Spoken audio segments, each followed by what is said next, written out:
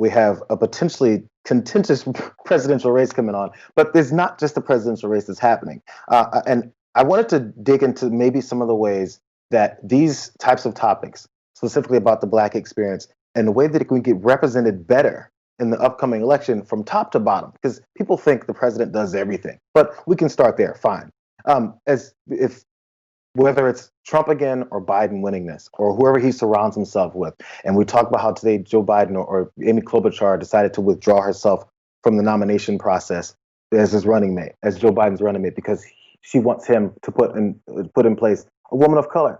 Which woman of color? And for what reasons, besides just being a woman of color? Has to be something that actually gets something done for the Black experience. Every time Obama mentioned something about addressing the Black experience, there was uproar. Papers were thrown, people were flipping desks, and they were upset that he even mentioned it. And said, look what he's doing. And then when he wasn't doing enough, you know what they said? They said, I can't believe he's not doing more for them. So how do we get that balance as we head into another election to put pressure on these type of people from this level? I mean, it doesn't even have to be with the president. You can mention any other points of getting something done legislatively. How do you put that kind of pressure and build a coalition of people that will listen to exactly what these experiences are? Go ahead, Adrienne. Okay. Well, I really don't necessarily know how we can go about doing this other than getting more representation, getting people out to vote, but also removing those barriers to vote that unfortunately the vast majority of the Republican Party have been using as a way to disenfranchise us and our vote. So we need to get past those barriers, get people out to vote, also encourage more people who are of color and Black to run for office and to back and support them. And then in addition to that, and kind of on the topic of the vice president selection, I don't care if it is a Black woman, because I just want someone who's going to do the job and do it well and uplift us as a community, as opposed to just putting someone in that position who would check a box as opposed to actually invest in us. But I damn sure do want a Black woman on the Supreme Court. So I'm holding out for that. That's all I want.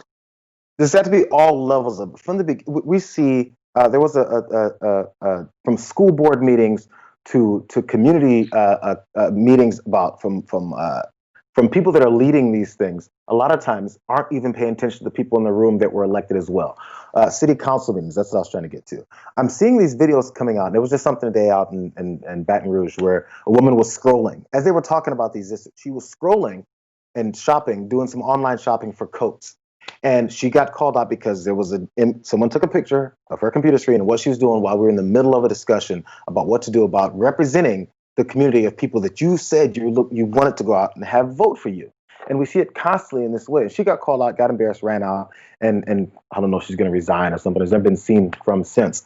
There needs to be some kind of a building of a grouping to come together to do something about it. We've got protests in the streets. How does that transition over into something else? And it's the hard part. I mean, how much do we trust people like Joe Biden to choose someone that isn't just for the sake of showing him, hey, I got this woman of color next to me.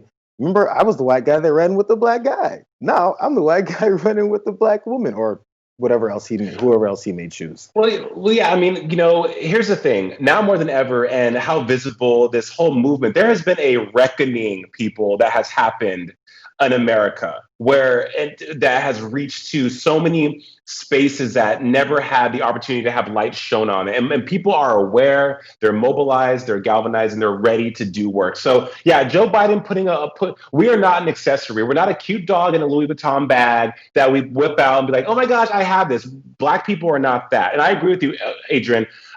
Awesome. If we get a Black woman as a vice presidential candidate, bomb. If she does the job, even better. But it's about accountability. And I don't know how we get, Adrienne makes a great point about, the voter suppression and making sure we get a handle on all that. I don't know how we get people in the room, but I do know that our voice is beyond chatter now. We are loud as F. And if this election in November comes around and the conversations are not the conversations that need to be happening, I would not be surprised if there are more protests in the streets, if there's even more of even a vigorous outpouring pivoting in that direction in regards to what's happening in the White House. So, I mean, it's a hard question to answer because who knows? And there's so many different walls we have to break down. But as Ida said earlier, walls get built and people of color, we bust them down. We are resilient, so we will find a way. Thanks for watching The Young Turks. Really appreciate it. Another way to show support is through YouTube memberships. You'll get to interact with us more. There's live chat emojis, badges. You've got emojis of me, Anna, John, Jayar. So those are super fun. But you also get playback of our exclusive member-only shows and specials right after they air. So all of that, all you gotta do is click that join button right underneath the video. Thank you.